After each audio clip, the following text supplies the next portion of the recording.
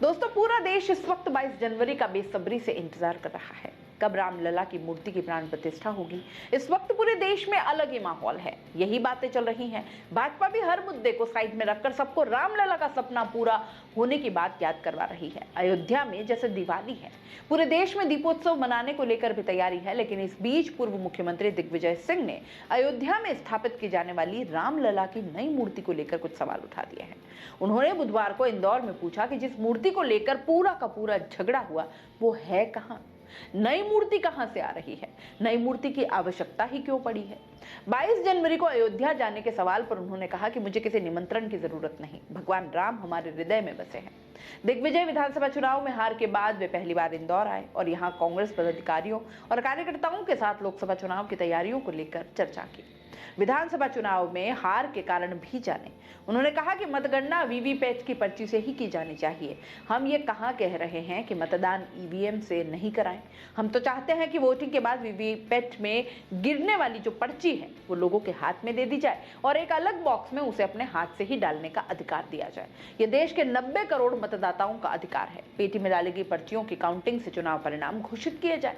दिग्विजय सिंह ने आईआईटी दिल्ली के छात्र और पूर्व केंद्रीय मंत्री के बेटे के द्वारा किए गए प्रयोग का हवाला दिया और कहा कि इस छात्र के पिता केंद्रीय मंत्री रह चुके हैं। उन्होंने प्रयोग किया है, जब हम बटन दबाते हैं तो दिखता तो वही चुनाव चिन्ह है लेकिन छपता कुछ और है। यानी कोई सॉफ्टवेयर इस प्रकार का बिल्कुल हो सकता है कि दिखे कुछ और छपे कुछ। उन्होंने आगे कहा कि हमें वीवीपैट में कुछ मत दिखाइए लेकिन जो पर्ची छपी है वो हमारे हाथ में दे दीजिए। दिग्विजय सिंह ने यह कहा कि ये देश के 90 करोड़ मतदाताओं का संवैधानिक अधिकार है जिसे आप छीन नहीं सकते। वे यानी भाजपा अब हमसे कहते हैं कि कांग्रेस तेलंगाना कर्नाटक में कैसे जीत गए। यदि गुप्त रूप से चोरी करने वाला सारा माल ले जाएगा तो वो पकड़ा ही जाएगा ना। ये चोरी शुरू हुई है गुजरात चुनाव 2012 के बाद से। 2014 में कहा कि बहुमत मिलेगा, सरकार बन गई। 2019 में कहा कि 300 पार सीटें आएंगी, 303 मिल गई। ये भाजपा चुनाव के पहले ही घोषणा कर देते हैं। ये कैसे मालूम पड़ता है, ये बड़ा सवाल है। दिग्विजय सिंह ने बुधवार को एक सोशल मीडिया पोस्ट में लिखा, निर्वाचन आयोग विपक्ष की बैठक में बाधा क्यों डालता है। हम उस चुनाव आयोग पर कैसे भरोसा करें जो प्रमुख विपक्षी दलों से मिलने से ही इनकार करता है। आयोग और अधिक पारदर्शी क्यों नहीं हो सकता।